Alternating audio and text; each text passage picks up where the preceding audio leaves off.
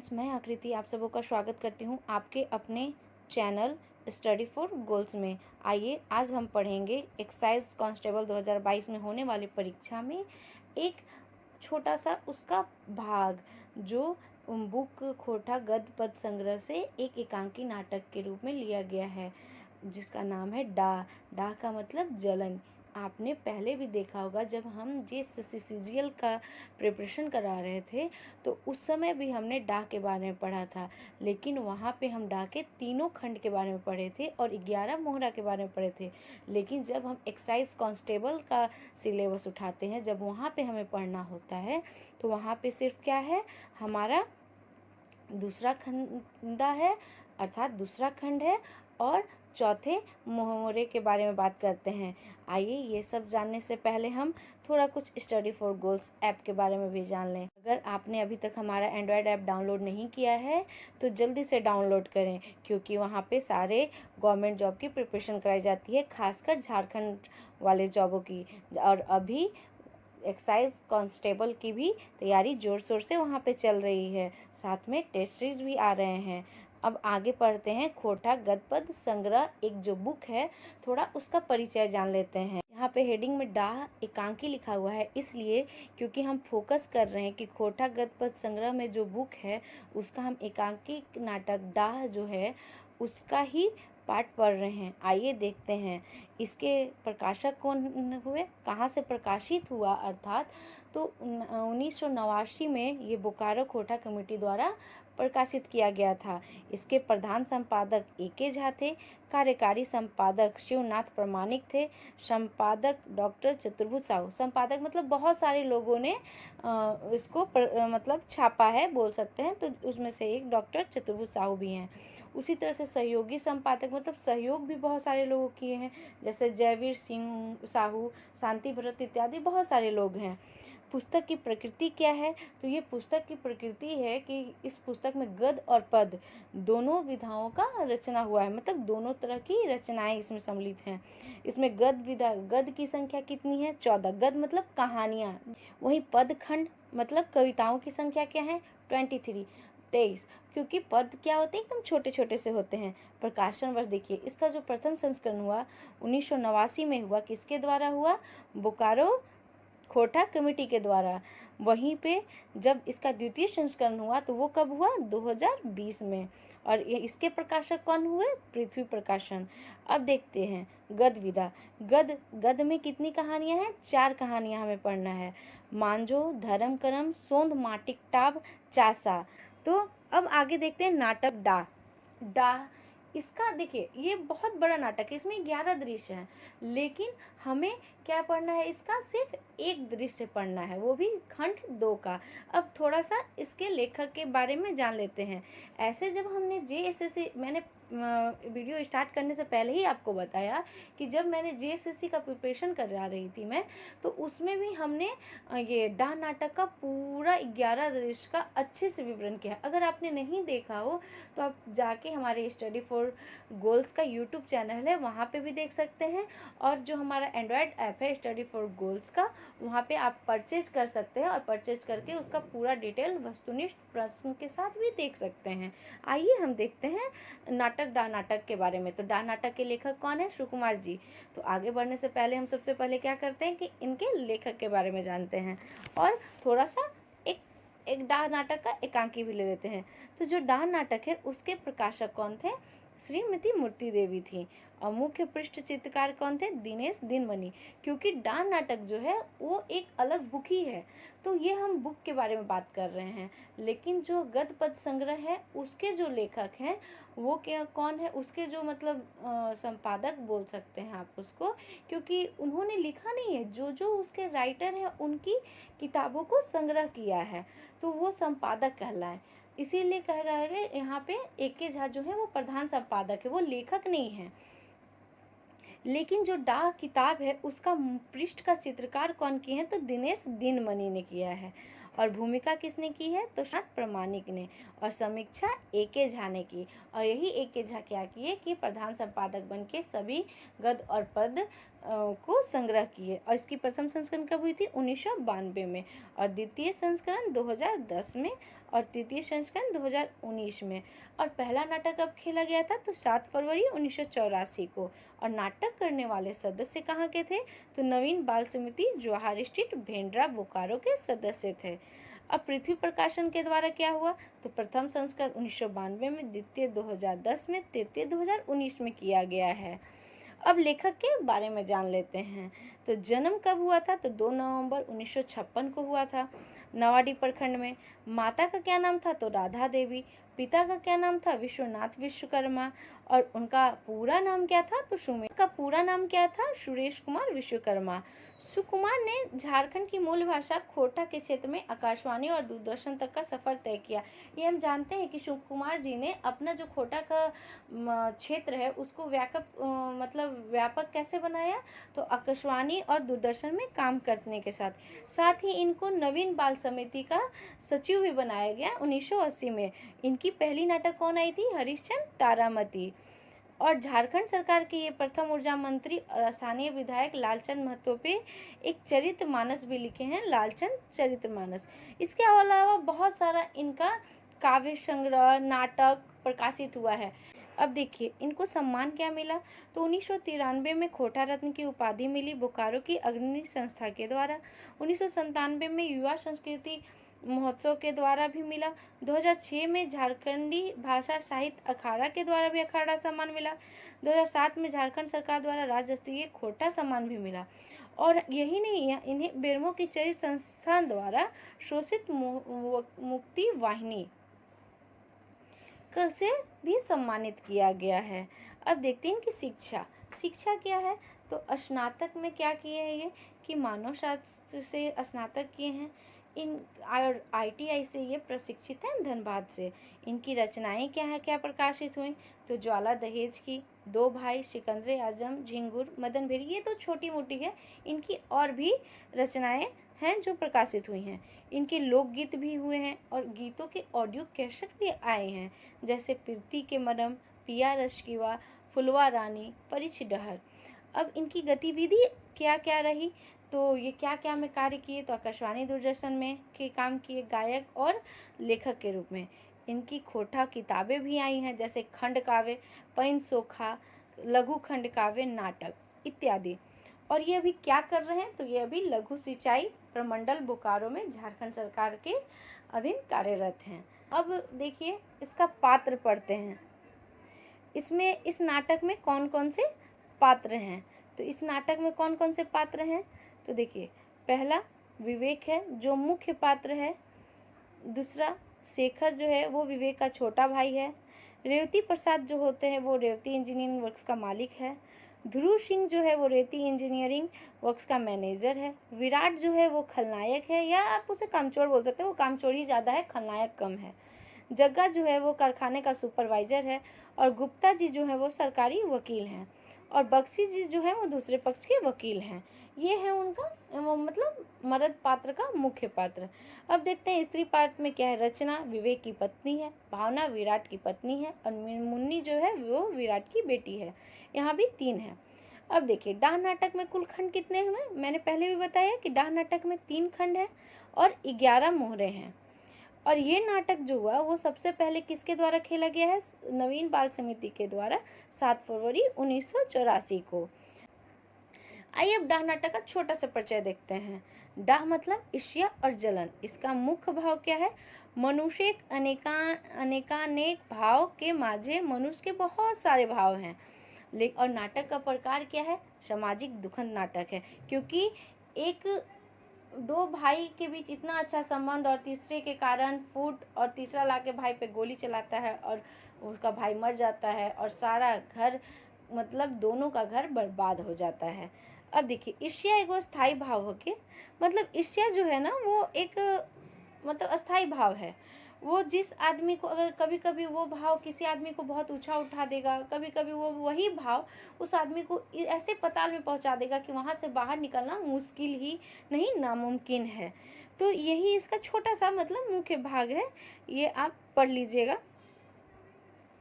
और ये जो नाटक है ना वो समाज से जुड़ा हुआ नाटक है, और वाकई में आज लोग एक दूसरे को देख के जलते हैं। क्यों? क्योंकि ये आप देखे होंगे अपने आसपास भी कि लोग किसी के खुशी से खुश नहीं होते हैं जितना उन्हें किसी के दुख से खुशी मिलती है। लोग किसी की तरक्की देख के उसे उसे मतलब क्या बोलते हैं, उसकी और तरक्की को ऊंचा करने, उसे मोटिवेट करने के लिए नहीं सोचते अरे वो कैसे आगे बढ़ गया, ये डाम है कि मतलब वो कैसे नीचे गिरे और उसे कैसे नीचा दिखाएं। आजकल लोग ये सोचते हैं। अब देखिए, आइए मोहरा 4 खंधा दूसरा। क्या होता है कि जो जग्गा और विराट है वो ड्यूटी से घर आ रहे होते हैं। तो जग्गा क्या बोलता है, विराट आज कारखाने में एक अजूबा देखा। विराट किसके बारे में कह रहे हो? जग्गा विवेक के बारे में। आज छुट्टी में है, लग रहा है जेनी से लड़ाई हुआ है क्या? मतलब कह रहा है कि अरे आज तो जो विवेक है वो तो आया नहीं, लग रहा है कि उसकी पत्नी से लड़ाई हुआ है क्या? वो पति पत्नी क्या लड़ेगा, कोई दूसरा बात है। तो विराट क्या बोलता है, अरे उन लोग पति पत्नी में इतना प्यार है कि उन लोग क्या लड़ेगा, कोई दूसरा बात होगा। जगह कैसे? तो विराट लग रहा है क्या दोनों भाइयों में कुछ हुआ है, क्योंकि विराट को तो ऑलरेडी मालूम होता है कि मैंने तो शेखर के कान में कुछ भरा है और उसके घर में कुछ ना कुछ जरूर होगा। तो जगह फुस के धीरे से बोलता, भाई देखो देखो शेखर आ रहा है। विराट बोलता, अच्छा आओ आओ देखते हैं क्या होता है, मजा लेते हैं। तो शेखर को क्या बोलता है विराट, आज बहुत जल्दी खेत से आ रहे हो, अभी तो 5 भी नहीं बजा है। शेखर बोलता है, अब शरीर टूट गया है, अब हम भी बड़े भाई के साथ 8 से 5 बजे तक खटेंगे, अब दिन रात हमसे काम नहीं होता है। शेखर बोलता है। विराट, हाँ ये ना हुआ बात, आज तुम्हारा बड़ा भाई घर पे नहीं है, कहाँ गया है? शेखर बोलता है, कोर्ट गया है। जगह, कोर्ट किस लिए? शेखर, है एक बात। विराट, खैर ये तुम्हारा अपना बात है, नहीं कहोगे तो मत कहो, लेकिन घर में कहीं पैसा का तो कोई मतलब झमेला नहीं हुआ ना? यहाँ पे विराट को सब चीज़ पता चल रहा है, अनुभव हो रहा है, लेकिन ये जानबूझ के और भड़का रहा है। यहाँ पे जो विवेक होता है वो अपना जितना भी संपत्ति होता है वो अपने छोटे भाई के नाम करने जाता है कोर्ट, लेकिन यहाँ पे इन लोगों के भड़काने से शेखर फिर से गलत समझ लेता है। फिर क्या बोलता है शेखर, अब हम में सहने का ताकत नहीं है उस घर में रहने का। मुझे मतलब उस घर में जब मैं रहता हूँ तो मुझे एक जुर्म सा लगता है, मैं अब कुछ मतलब अब मैं कुछ सह नहीं सकता हूँ और न मुझे कुछ समझ में आ रहा है कि मैं क्या करूँ। विराट, अब बस सत्यानाश हो गया, अब मुझे समझ में आ गया। वो टोन पे टोन छोड़ रहा है। जगह, क्या हुआ? हुआ क्या? वही बात का तो डर था न जाने आजकल के लड़का लोग को हो। कहता है, हुआ या क्या है? जिसका डर हुआ वही हो गया, न जाने आजकल के लड़का लोग को हो क्या गया है। तो शेखर, तुम्हारे कहने का मतलब? विराट, छोड़ो ये बताओ कि तुम लोग हिस्सा बांटने के लिए तो नहीं लड़ रहे हो ना? शेखर, अब भाई का मन पलट जाएगा तो क्या करेंगे? विराट, हाँ ये तो अच्छा ही है, ठीक ही है, मतलब अपने हक के लिए लड़ना चाहिए। ये मतलब ऐसा कर रहा है कि सेफ जोन में खेल रहा है, मतलब इससे भी हम बेकार ना हो और हम इससे शेखर को लगे कि ये मेरा हित है। तो क्या बोलता है कि हाँ हाँ ठीक ही बोल रहा है, अपने हक के खातिर तो भाई से लड़ना ही चाहिए। शेखर, हमको तो इस समय कुछ समझ में नहीं आ रहा। विराट, तुमको इतना समझ आता है, तुम इतना ही आज दुखी रहता, मतलब हाँ जी तुमको इतना अगर समझ में आता होता तो आज तुम कहिए हिस्सा बांट के राजा बनल रहता। ये बात बोल रहा है विराट। तो अब क्या सोच रहे हो? अभी जो हो रहा है करो, जाओ हिस्सा के लिए लड़ो। जगह, क्या बात है, दोनों भाइयों के बीच नोक झोंक चल रहा है क्या? विराट, अलग ही रहो। अब क्या कह रहा है देखो, विराट क्या बोलता है स्टाइल में, अलग ही रहो भाई, अलग ही रहो, मतलब इन लोग से अलग ही रहो। मतलब शेखर मतलब कुछ बता नहीं रहा है कि क्यों गया, क्या हुआ। तो अब विराट है, उसको जानने की उत्सुकता हो रही है, तो बोल रहा अलग ही रहो भाई, इन लोग का जिसका चुएगा वो छानेगा। हम लोग के यहाँ कहावत होता है कि जेकर चुई ना उहे छानी, मतलब जिसका चूता है ना वो छान, मतलब पानी अगर टपकेगा तो जिसके घर में टपक रहा है वो जरूर सोचेगा कि हाँ हम मरम्मत करवाएंगे तभी ना ठीक होगा। तो विराट क्या बोलता है देखिए आगे, विराट नहीं शेखर क्या बोलता है, तो क्या बात है अभी भी भैया हमको धोखा दे रहा है क्या? मतलब शेखर के मन में हो गया कि भैया कोर्ट गया है तो बराबर बराबर हिस्सा बांट लेगा, लेकिन यहाँ जो विराट है इतना बदमाश है, वो क्या बोलता है, तो ये क्या बात हुआ, जो पेट में छुरा मारेगा वो पीठ में छोड़ देगा का? मतलब तुम्हारे मतलब तुम दे दिए हो कि जाओ भैया कोर्ट में जाओ, तुमको दे देगा क्या जगह जमीन, सारा अपने नाम करवा लेगा। शेखर, ओहो हाँ अब हम बुद्धू ही बनेंगे ना, मतलब ओ इसका मतलब भैया अकेले गया है, मतलब हम बुद्धू बन गए। ये दोनों पति पत्नी मिलकर आज तक हमको मूर्ख बना रहा है और हमको तो दुनिया देखने ही नहीं दिया इन लोग। विराट, तुमसे एक बात कह रहे हैं, मानोगे? तो शेखर कहता है कहो। विराट, देख भाई ऐसा वैसन बात मत समझना, तुम्हारे घर में बंदूक है ना। मतलब बोलता है कि देखो भाई तुम ऐसा वैसा हमको मत समझना, हम तुमको मारने के लिए नहीं बोल रहे हैं, तुमसे हम बस पूछ रहे हैं कि तुम्हारे घर में बंदूक है ना। तो शेखर बोलता है बंदूक है तो, लेकिन इसका मतलब बंदूक तो है लेकिन इसका मतलब डर जाता है शेखर की, अरे हमको क्या करने के लिए बोल रहा है। तो विराट क्या बोलता है हंसते हुए, तनी देखी जगह एकरा, मतलब देखो जगह इसको, ये कैसा आदमी है, मर्द है, ये बंदूक के नाम से डर जा रहा है। शेखर, हमको तो बंदूक चलाने नहीं आता है भैया। तो विराट बोलता है बेवकूफ़ कहीं का, हम कहीं तुमको चलाने के लिए बोल रहे हैं, मतलब तुम एकदम खत्म है का जी, हम तुमको अपने भाई को मारने के लिए बोलेंगे, सिर्फ डरवाने के लिए बोल रहे हैं, इससे तुम्हारा ही फायदा होगा, मेरा क्या होगा। तो विराट बोलता है कि तब क्या, हम एक उपाय बताते हैं जिससे सांप भी मर जाएगा और लाठी भी नहीं टूटेगा। तो बोलता है तो क्या, तो सारा कागज़ क्या करना कि सब कागज़ को लेना और बंदूक तान के कहना कि चलो सब सही करो और अब हमको अपना हिस्सा दो। जगह, मान गए गुरु, क्या दिमाग लगाए हो। शेखर बोला हाँ ठीक है बोल रहे हो, ऐसे ही करेंगे। वो जाके का वो सोच रहा है शेखर कि जाके वो का किया होगा कि सब अपने नाम से कर लिया होगा वो, अच्छा आज शाम में हम वकील के पास सारा कागज़ बनवाते हैं। विराट, हाँ हाँ जाओ जाओ जाओ, जगह ज़मीन हथियाना चाहिए, न तो अगर पीछे रह जाओगे तो पीछे ही रह जाओगे। और जगह ज़मीन के लिए क्या बात है, हम तुमको बंदूक मारने के लिए नहीं बोल रहे हैं, तुमको सिर्फ डरवाने के लिए बोल रहे हैं। शेखर बोलता है ठीक है हम जा रहे हैं। जगह, अंदर अंदर दोनों भाइयों में कब से ऐसा चल रहा है भाई, विराट को वो से पूछता है। तो विराट कहता है ये बहुत दिन नहीं चलेगा, साला विवेक फोरमैन बना था, अब तुम सिर्फ देखते जाओ जग्गा, इसका घर हम बर्बाद नहीं कर दिए ना, तो फिर मेरा नाम भी विराट नहीं। बताइए अगर यही विराट अगर विवेक की तरह देखता कि अरे विवेक 8 घंटा काम करता है तो मैं 9 घंटे काम करूँगा, तो ज़रूर उसे फोरमैन से आगे की प्रमोशन मिलती और उसकी सैलरी भी बढ़ती और क्या बोलते हैं बाल बच्चा परिवार सब अच्छे से चलता। लेकिन ये जो विराट के अंदर डाह आया वो नकारात्मक आ गया, जिसके कारण विवेक का घर तो ये बर्बाद कर दिया और अपना भी घर ये बर्बाद हो गया। क्योंकि लास्ट में जब हम पढ़ते हैं तो इसी की पत्नी ने सारा राज बता दिया कि विवेक की जो हत्या होती है वो विराट ने ही की होती है। अब आइए इतना का MCQ करते हैं। तो खोटा गदपद संग्रह का प्रकाशन कहाँ हुआ था? पहला प्रकाशन 1989 में बोकारो खोटा कमेटी के द्वारा। खोटा गद्य पद संग्रह के प्रधान संपादक कौन है? तो AK झा। खोटा गद्य पद संग्रह का पहला प्रकाशन कब हुआ? 1989 में। खोटा गद्य पद संग्रह किस तरह की रचना है? गद्य और पद दोनों हैं उसमें, मतलब गद्यों की संख्या 14 है और पदों की संख्या 23 है। खोटा गद्य पद संग्रह विद्या की संख्या कितनी है? तो 14।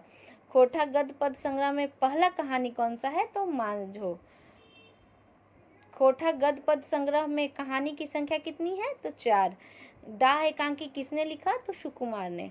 दूसरे खंड का कौन सा दृश्य खोटा गद्य पद संग्रह में दिया हुआ है? तो चौथा। विराट को किससे जलन था? विवेक से। इस दृश्य में विराट किससे भड़काता है? शेखर को। विवेक कोर्ट में क्यों जाता है? हिस्से के लिए। ऑफिस कारखाना में घर जाते वक्त विराट व जग्गा की मुलाकात किससे हुई थी? शेखर से। विवेक का घर कौन बर्बाद करना चाहता है? तो विराट। शेखर का व्यक्तित्व कैसा है? भोला भाला सीधा साधा, मतलब भोला भाला इंसान है, वो अपने भाई भाभी से बहुत प्यार करता है, लेकिन ये विराट के कारण उसका पूरा परिवार खत्म हो जाता है। विराट के दिल में विवेक के प्रति क्या था? डा। शेखर के कान कौन भरता है? विराट। विवेक की तरीके से किसे डा होता है? विराट को। विराट कंपनी में क्या काम करता था? वेल्डिंग का। विराट की पत्नी का क्या नाम था? भावना। विराट की तनख्वाह जिस समय इस महीने कितनी मिली थी? 170 टका, मतलब पहले का बात नहीं हुआ था कहानी में, मोहरे में थोड़ा सा पहले मोहरे में दूसरे खंड में ही बताया गया है कि विराट को इस महीने 170 टका पैसा मिला है। विराट के बेटे का क्या नाम हुआ? तो यहाँ पे बंटी बताया गया है।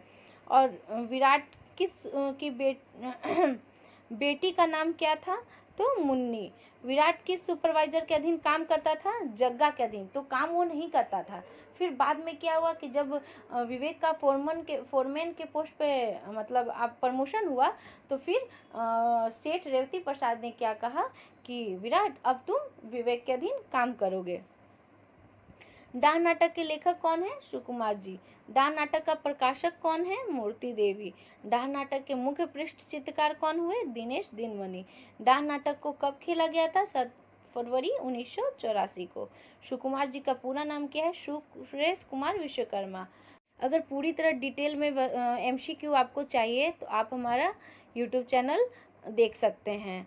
और हाँ, साथ ही आपको बताना चाहती हूँ कि अभी भी हमारे यहाँ जैसे CGL का कंप्लीट खोटा नोट्स और वीडियो लेक्चर हमारे एंड्रॉयड ऐप पर अवेलेबल हैं। और अभी एक्साइज कांस्टेबल 2022 के लिए संपूर्ण खोटा अभी हमारे एंड्रॉयड ऐप पे लॉन्च किया गया है। आप वहाँ से भी जाके परचेज कर सकते हैं, देख सकते हैं। अगर आपको वीडियो अच्छा लगा हो तो like, comment, share and subscribe करना ना भूलें। और कोई भी डाउट हो, किसी तरह का डाउट हो, तो हमारे व्हाट्सएप ग्रुप से जुड़ें और कमेंट सेक्शन में ज़रूर कमेंट करें। हम आपकी ज़रूर से ज़रूर सहायता करेंगे। Thank you.